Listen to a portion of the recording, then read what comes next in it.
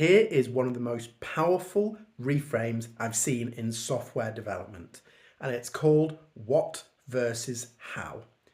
Let me explain how it works. So what is what we want to achieve, and how is the steps by which we get there.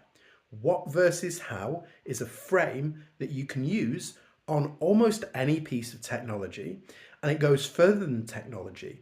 It goes into teams, it goes into managing, it goes into all sorts of areas.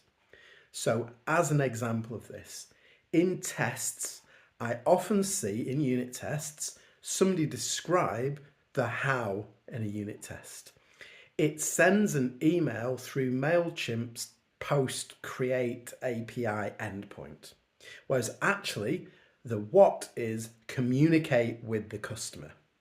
It might be communicate that their card is expired or something, whatever it is. That is the what. That is the interesting bit that a business wants to know about.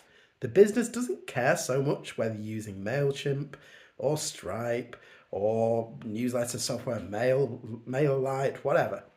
They care about the what more than the how. And the how is the implementation details of that method. So the implementation details are, yes, we're using Stripe, we're using MailChimp, we're using Mailgun, whatever it is. Now, sometimes the details of the what actually are coupled to the how. So, for example, if a MailChimp API has a very specific feature that is very coupled to the what, we can only use MailChimp to implement that. But you still probably don't want to leak that information from MailChimp into the what. This starts to get very interesting when you move from talking about tests to talking about production code. The same applies. The most descriptive code I've ever seen, the easiest to work with code I've ever seen, is a method or a class that describes the what, not the how. And then the moment you want to know exactly how it works, you dig into the method. But if you don't dig into the method, you don't need to read it. You know what it's trying to achieve. And then the third place where it gets super interesting is with AI and these agents now that we can spin up and ask to do software tasks.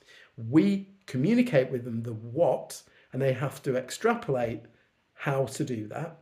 And it's that link between the what and the how that often gets messed up. And so we can describe to them the what, we can give them little bits of the how, but then we need to validate